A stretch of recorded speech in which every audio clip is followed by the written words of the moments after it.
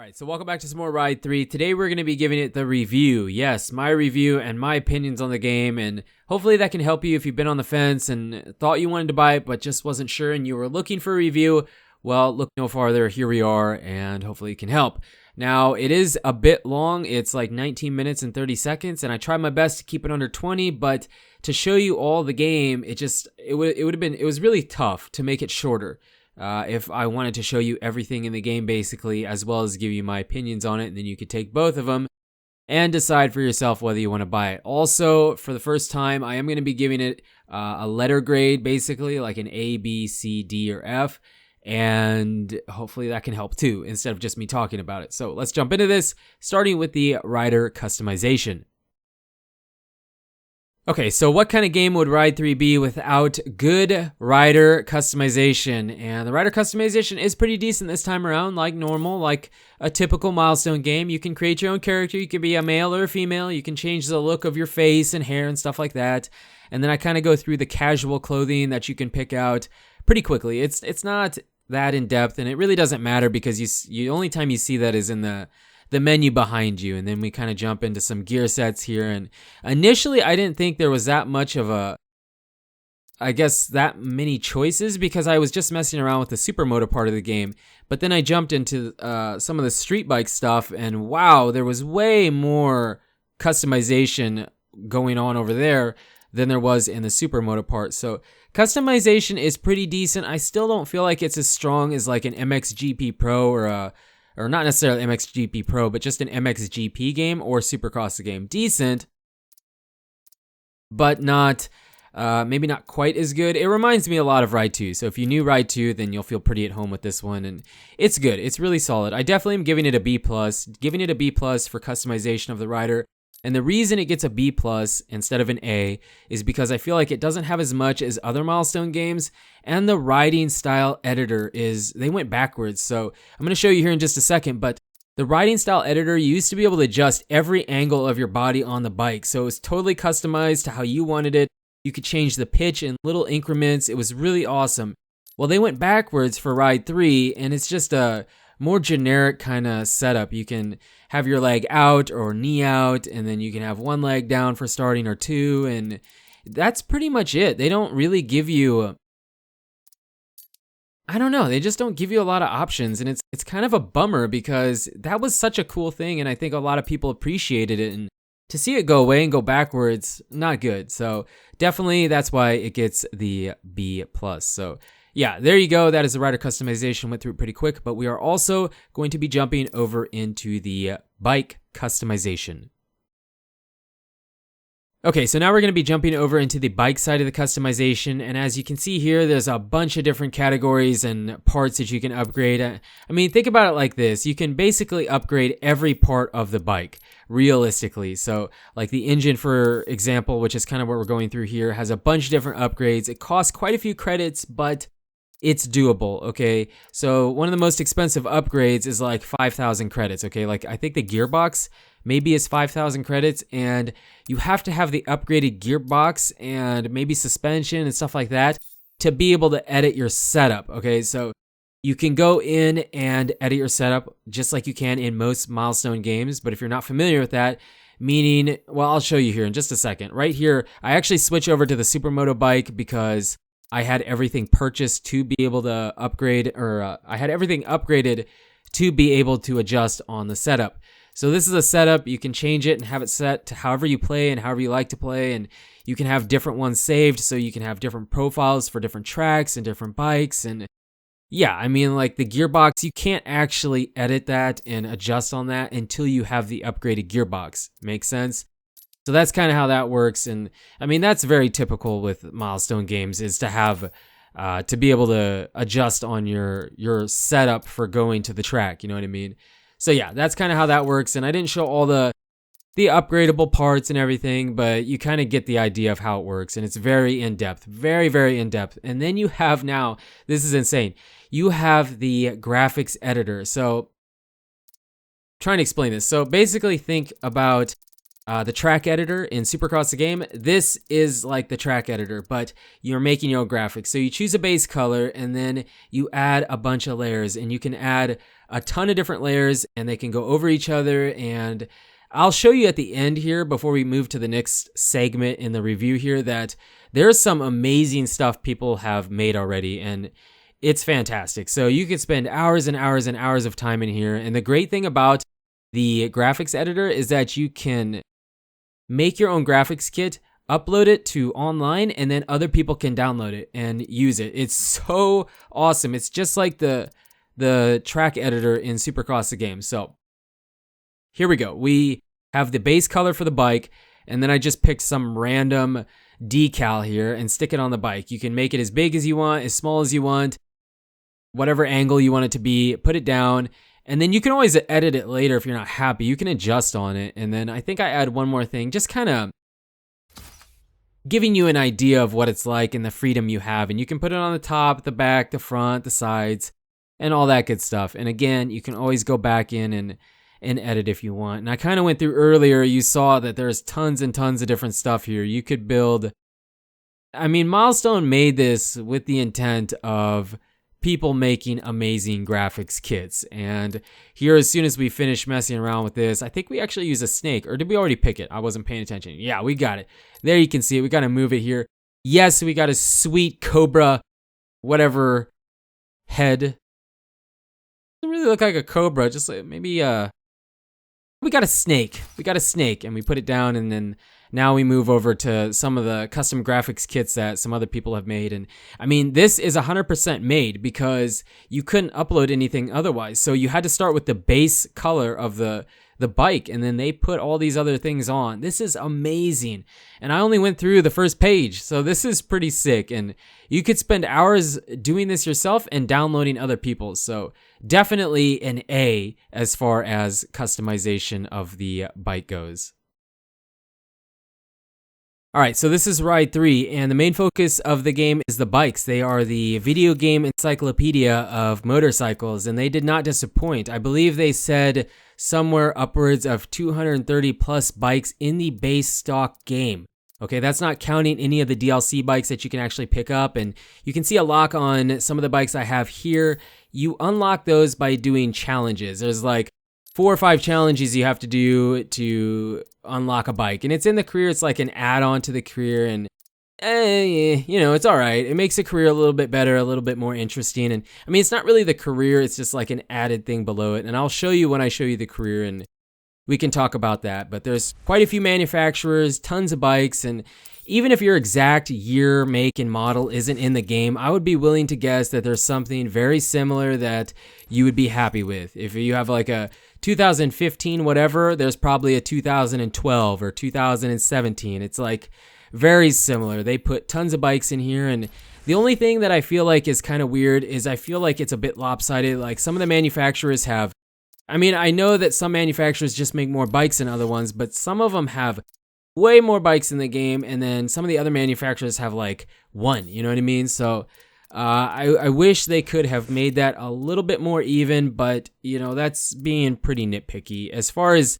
bike selection in the game goes, A+ for sure. I mean, there could always be more bikes, but as far as bike games out there, this game has hundreds. I mean, literally hundreds. So definitely A+. Really happy with what they gave us. So let's move on over into the career. Okay, so here we have the career, and I don't have too much to say here. I actually made a video a while back talking about the career in these types of games and how unenjoyable it is sometimes and whatnot, but this career wasn't that bad. And what makes this career so much better, not amazing, but better, is that you're constantly doing something different. You're constantly earning enough credits to buy a new bike, one that's better, faster, or just totally different. You're doing even like a different discipline. I mean, to some degree when you switch over to the Supermoto. So it's more interesting because it's always changing as opposed to some of the other careers that we play or I've played on the channel here. And then I'm kind of showing you some of the events. They're down in the bottom here where you have to complete them to unlock certain bikes. So yeah, you start here at the beginning on the 125s and then move on and earn stars and just keep unlocking. So it's really not that bad. I'm going to give it a B, just a solid B. It's not an A, but it's not terrible either. It's better than some other careers in other games. Okay, so now I kind of want to focus on the AI and racing against them, and the reason I chose Supermoto is because I really do feel like the AI in Supermoto are the toughest in the game. I mean, I've ran across a few tough AI depending on what track, depending on what bike, and different circumstances like that, but for the most part, the AI is really not that bad on a medium to hard difficulty setting. This AI is set on easy, or very easy actually, I think. Very easy. And I have the bike fully upgraded, and yeah, I don't have hundreds and hundreds and hundreds of hours, but the AI is still really tough, man. The AI is still really tough in Supermoto, and I just feel like they're tougher, and they're really aggressive, man. The MO of the AI is to take you out and cut the track, okay? Cutting the track and taking you out is all the AI is there for. That's what they want. And that's their main objective, and it's just like frustrating. It's super frustrating. I feel like the AI is really dumb, really dumb in this game. It's not that they're not hard. I mean, they're fast, and if you turn that way up, it's really tough to win.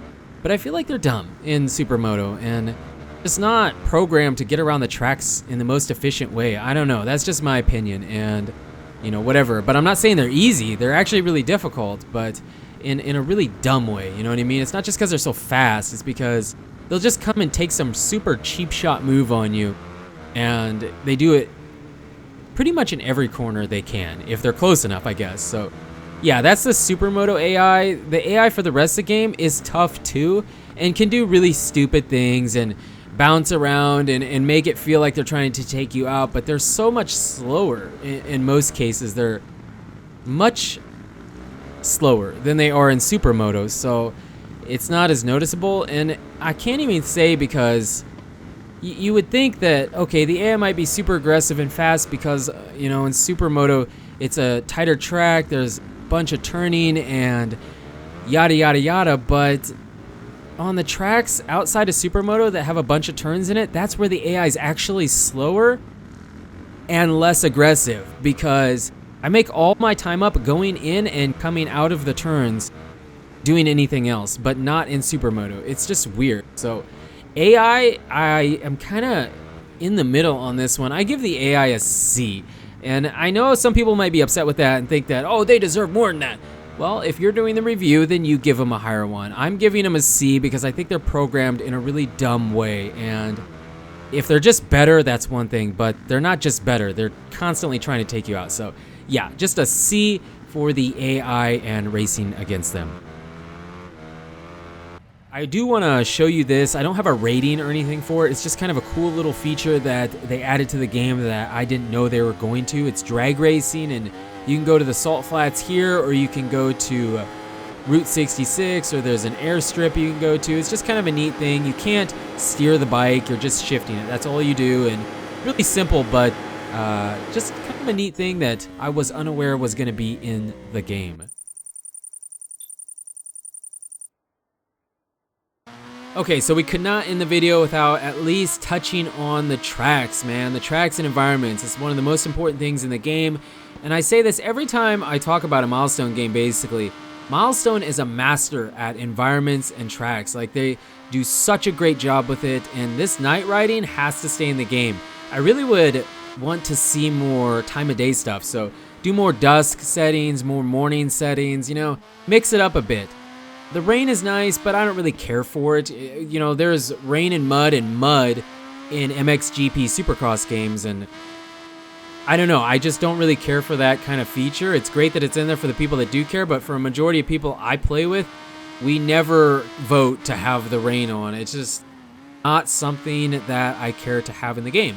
But the night riding for sure, and like I mentioned earlier, to have evening riding or morning riding, time of day riding would be a great addition too. And there's a decent amount of tracks in here, all of which I think are fantastically done and look great and have different variations to how you can ride them, which make them feel much different. I still, as a tiny nitpick, I wish there were more tracks. It doesn't have to be more tracks in the official release, but you have a season pass already, right? You buy this super expensive gold edition and get all this other stuff. Why not have a season pass with 3 or 4, maybe 5 more tracks on it, right? Just at least add 5 more tracks, huh? Maybe make 1 or 2 of them Supermoto tracks, and the excuse me, and the rest of them just be, whatever you want. I really want more Supermoto tracks. I feel like there was only really 3 Supermoto tracks in the game, one of which was in Ride 2. Well, I think 2 of them were in Ride 2, but yeah, I mean, there's really only 3 Supermoto tracks in the game, and that was kind of a bummer because I really look forward to the Supermoto, but give us a track pack DLC of some sort, maybe 2 Supermoto tracks added, and then the rest of them just be regular tracks in the game. Having extra added bikes is great,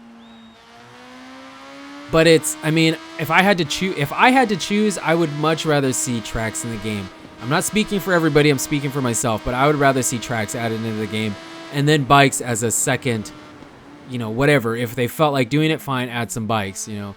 But the game already has a bunch of bikes, so it's not like I need more bikes at the moment.